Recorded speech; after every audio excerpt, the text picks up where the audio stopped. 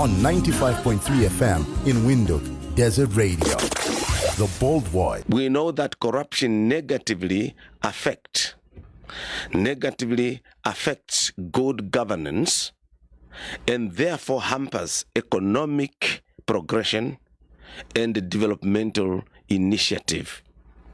In other words, we cannot proceed, we cannot progress as a nation if we are not head on and really seriously fight the troubles caused by what we call corruption. And obviously, to start with, I have to indicate that corruption and good governance are linked to each other in a positive sense or in a negative sense. In a positive sense, if you promote the concept of good governance, it means you are fighting against corruption. And if you are fighting corruption, it means you are promoting good governance. And vice versa, if you are not promoting good governance, it means you are promoting corruption. If you are not fighting against corruption, it means you are promoting bad governance. That's why I say there is a link between good governance and the fight against corruption. Ordinarily, if you put in place mechanisms and systems that will prevent the sowing of the seed of corruption, and thereby cropping up and growing, you are really promoting good governance, because you are putting measures in place that corruption cannot even be seen near your offices, near your institution, because the systems are so strict enough to the point that even a very bad person cannot commit an act of corruption. But if you are lax, you are relaxed, you have governance systems, the laws, the policies, the guidelines that are so weak, and they are unable to prevent even a slightest of corruption, it means you are promoting bad governance, and bad governance is always coupled with corruption, while good governance is coupled with fighting against the corruption. Now, let us quickly look at the etymology of the word corruption. Etymologically, as I said, the word corruption comes from the Latin word corrompo, which literally means to decompose or to disintegrate or to lose value or to become putrid or useless. In other words, if we say there is a corruption, it means the system, the governance system, is now decomposed. The program, the developmental programs have now been decomposed, and they have disintegrated to the point that they are no longer of any value, to the point that they are no longer of any use. And therefore, any government, any institution which is marred by corruption, it means it has become a decomposed government, a disintegrated government, a government that has lost its values, especially to deal with issues of fighting corruption, economic poverty, fighting poverty, economic progression, serving the people. If the government has rooted itself in corrupted means, it means it will not be able to deliver the services that are needed to the people. And the only best way to describe those governments is to call it as decomposed, as disintegrated, as that one that has lost value, and as that has become putrid and very useless. And the reason why we are concerned about this, we are very much concerned because corruption is everywhere. Okay. Corruption can be seen everywhere. And by so doing, if we are not very, very careful, especially the smaller nations on their way to economic development and self-sustenance, it will be a long and debilitating journey if we are not taking deliberate steps to fight against this decomposition, this disintegration, and this losing of the values. Values, when we talk of something that has lost value, it means it is no longer the quality that it had in the beginning. And obviously our governments will become useless. Our governments, our institutions, or whatever we find ourselves doing will become useless. In other words, corruption simply means to lose purity and to lose integrity. When we say so and so is corrupted, it means that so and so has really lost purity. The original color that was there has been lost. The integrity that was there has been lost. And even if this person was a good leader, was a good administrator, was a good manager, was a good speaker, but is somehow involved in corruption, that person will be regarded as the one who has lost the purity and will be regarded as one who has lost the integrity. Yes, although this may be applicable to objects being decayed, being rotten, more is to be said in terms of morality and ethics. In other words, corruption can be described with many things, or explained, or analyzed, or discussed by using many, many words. Imagine if we say something has decayed. If we say, no, our governance system has decayed. Our governance system has been rotten. Our governance system is now useless, or is now of no value, or it has decomposed, or it has disintegrated. Those are bad narratives for anybody who is in charge of an institution that could be described as such.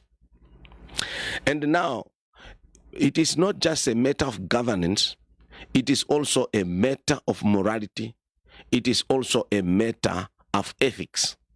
And therefore, let us continue to interrogate the meaning of corruption.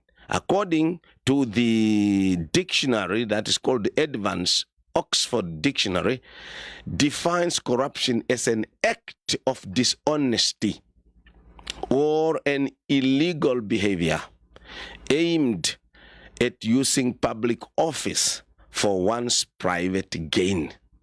In this case, apart from the other words that you can use, in this case now, we will be targeting the governance, especially the public office. Because here it says it is an act of dishonesty. It is an illegal behavior that is aimed at using public office for one's private gain. I know in Africa, most particularly, we are coming from a very delicate situation where we thought it was necessary to take things that do not belong to us, especially during the colonial period. Some of the workers were able to take things as a measure of revenge against colonialism. But as we speak, we have now passed that age, and you can only take anything that is yours. Anything that is not yours as a private person, that is described as a public property or government property, as we say, is a property that is under the care of the state, and you are the custodian of it, you will be disregarded, rather you will be regarded as dishonesty. You will be regarded as having conducted yourself in an illegal behavior. And in other words, you will be regarded as a corrupted individual. In other words, you will be regarded as decayed, a person with decayed morals, as a person with rotten ethics, as a person who has decomposed in morality and disintegrated and have no value and have no purity and have no integrity. So if you are a civil servant, if you are a public office bearer, you should take in your consideration that here is a definition.